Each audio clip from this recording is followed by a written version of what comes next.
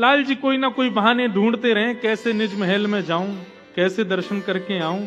ठाकुर जी जोगी बनकर के बरसाने गए और बरसाने जाकर के वहां जोगी बनकर के श्री किशोरी जी का दर्शन किया। ठाकुर जी कहे कि भैया हम कृष्ण बन के जावें तो कोई ना कोई रोक दे, दुनिया भर की बात बनावे, श्री जी भी हमसे लड़े झगड़े या हमारे रूप बदल के चलो।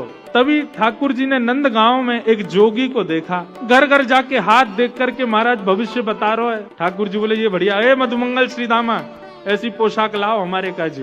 बोले क्यों, हम भी जोगी बन के जाएंगे। बोले क्यों, किशोरी जी की हाथ रेखा देख के आमे ने बता के आमे उनको भविष्य कैसा है। ठाकुर जी जोगी बन करके जा रहे हैं। ठाकुर जी ने अपने केशों में वो एक पत्ता होता है, उसमें से दूध निकलता है सफेद सफेद, उस दूध के बढ़िया रस को लेकर के अपने केशों में बढ़िया जटा बना ली। वहाँ पे दास की कथा थी। श्री किशोरी जी के दर्शन की ऐसी अग्नि लगी है ठाकुर जी के चित्त में कि मलियागिरी चंदन लगाया, लेकिन किशोरी जी की दर्शन की लालसा से उस चित्त में दर्शन की अभिलाषा की अग्नि से वो चंदन भस्म बन गया। ऐसे तड़प रहे हैं, ऐसे मचल रहे हैं किशोरी जी को देखने के लिए, लगायो तो चंदन है लेकिन भस्म बन गया है। अब जोगी बन गए ठाकुर जी, पहुंच गए बरसाने, अलग निरंजन डमरू बजामे, कोई भविष्य दिखवाओ, कोई हाथ दिखवाओ, कोई जन्मपत्री दिखवा लो।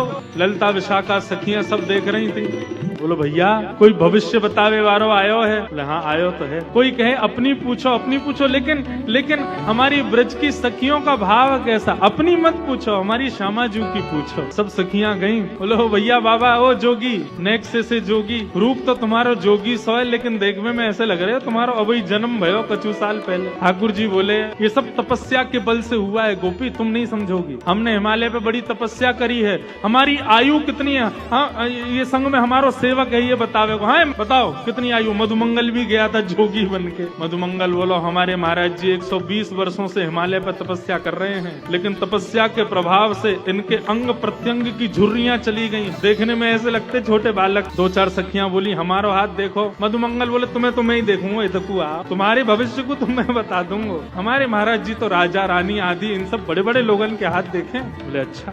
ललिता विशाखा बोली आप यदि भविष्य कथन करो तो हमारी श्री जी को हाथ देख लोगे। कौन श्री जी? अरे या बरसाने की अत्यंत सुकोमला, अत्यंत सुमनोहरा, रसिक जनन के हृदय में सदा वास करवे वारी श्री वृषभानु नंदिनी हमारी श्यामा जी ने उनको भविष्य देख ले। ठाकुर जी बोले कहा भविष्य देखनो है? बोले भविष्य में केवल इतना देख के बताए दो कि हमारी ऐसी सुकुमारी सुंदर किशोरी जी को ध्यान रखवे वारो कैसो होएगो, नेक वाक्य बारे में नेक बताए दो। हम तो यही बात की चिंता में कि हमारी किशोरी जी के भाव स्वभाव स्वरूप इतने सुंदर हैं कि कहीं उनकी जोर को कोई मिलेगा भी कि नहीं। जोगी बोला हाँ हाँ दिखाओ, बताओ कौन है, कहाँ है, दिखाओ। बोला अभी बताते हैं हम सब कुछ। जोगी को पकड़ करके लेके गए। इतने में ही श्री वृषभानु नंदिनी पधारी सन्मुख, और जैसे ही सामने आई हैं किशोरी जी तो दूर से ही देखे। बोले किसको पकड़ लाई हो? ये बोले बहुत बड़े जोगी हैं, 120 वर्ष से तपस्या करके इन्होंने अपने अंग की कांति को बिल्कुल बालक के समान कर लिया। किशोरी जी गईं,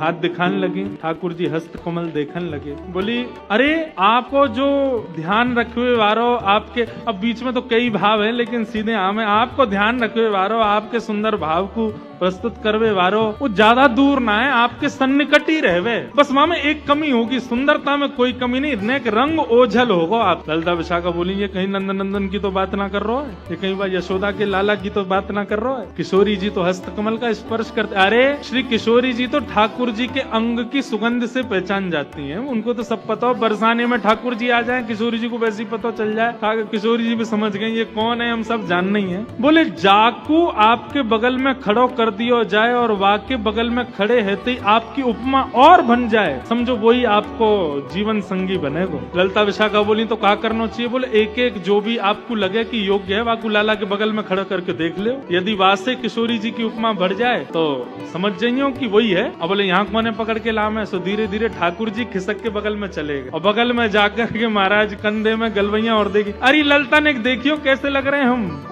अब जैसे ही जोगी बगल में जाके खड़ो भयो किशोरी जी के गले में गलवैया डाल के, ललिता विशाखा बोली अरे लयोरी बेलन हमारो, या की हिम्मत कैसे भाई, हमारी किशोरी जी के गले में गलवैया डाल खड़ो है। जैसे ही ललिता विशाखा दौड़ करके आई, किशोरी ठाकुर जी पर ने थोड़ो प्रहार करवे के काजे। इतने में ही ठाकुर जी ने अपने अंग की मलियागिरी चंदन की भस्म को हाथ में लियो और जोर की फूंक मारी। महाराज वही से सबरी गोपी मंत्र मुग्ध है के निहाल है। किशोरी जी के दर्शन की अभिलाषा से आए थे ठाकुर जी, रूप बदल के सब सखियों को मूर्छित कर दिया और नैन भर के देखने लगे श्यामा जी को। देखते देखते देखते देखते जितनी डोज चाहिए थी उतनी मिल गई।